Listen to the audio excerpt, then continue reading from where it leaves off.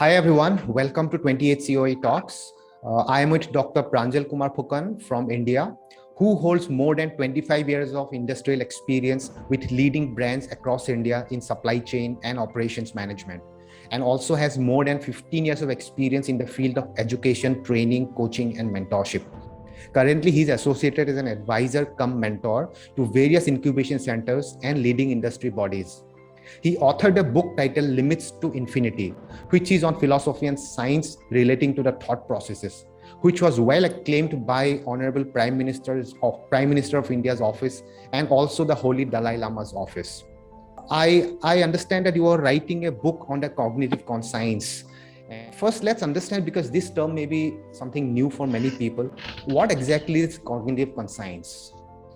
Obviously, cognitive is known not now. It is it is also old topic. Basically, cognitive means related to mind, related to brain, means how we are going to analyze. So that is called cognitive skills. Now, cognitive conscience is one step ahead. Like how we are understanding this science. This is science basically, so that we can have a proper use of cognitive skills, cognitive ability. You can say that's the reason I'm writing the second book, which is basically on how to make use of cognitive conscience in understanding the universe. My first book, like Limits to Infinity, was to understand the universe through using subconscious mind. But this book will be on understanding the universe, and I'm not asking universe, I'm saying cosmos. To understand the cosmos, the elements inside it, the elements like we are also elements, all are elements. What is the difference between universe and cosmos? Universe is a defined area. We can say up to so much light years, so much this that. But cosmos has nothing called. It cannot be defined. It cannot be substantiated in a particular boundaries. So it is huge. It is huge. Like we Hindus, we used to say Nirakar, Om. So Om is basically cosmos. So it has no shape. It has no dimensions. It has nothing. It has what is there is cognitive conscience. How if your conscience is there, if you understand the limits. So that's the reason my first book was Limits to Infinity. What is the limit to which we can discuss? What I understood now is there's no limit. So we are basically in a space which is as per our need. So if you have the need, we can make it as per our requirements. All right. So cognitive skills, cognitive conscience is we have cognitive skills, and using these skills, how to use them is what is the cognitive conscience all about. To put it in not short. Only about that only, not only that, we have the cognitive skills, but we should know which skills are required, which skills are important, because we may be having lots of skills because of our logic mind. Logic brain, not mind, brain.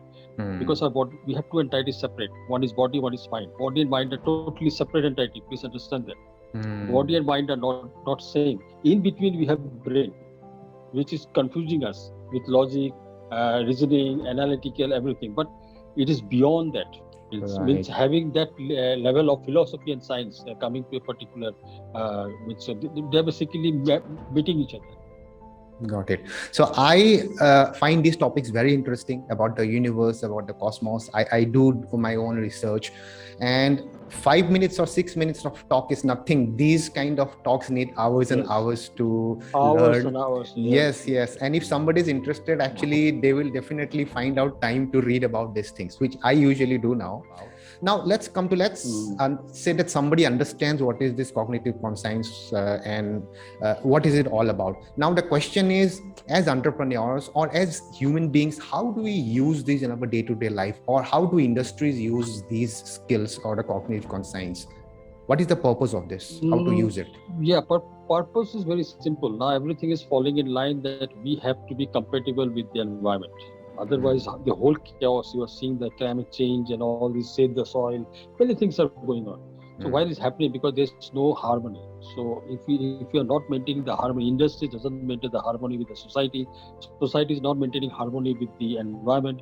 Youths not maintaining the harmony with the society, or businesses not doing a harmonious activity. It should be harmonious, resilience. So if what is, you need to understand the basic thing that whatever I'm doing, it's affecting the environment directly, unknowingly.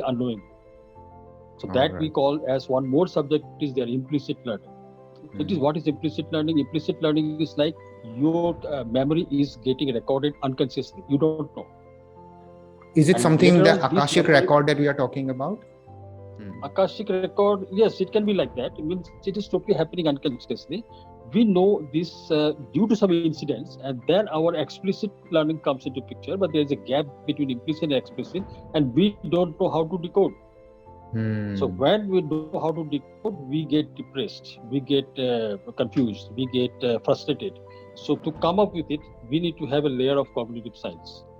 How to use implicit, that is unformatted, like machine learning, and your explicit learning is deep learning, that is formatted. So raw data, how we are formatting raw data to clear data through like data wrapping or data wrangling, what data analytics are doing.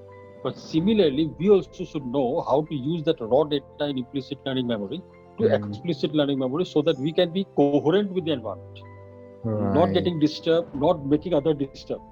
So that whole picture comes into picture when it is called cognitive conscience.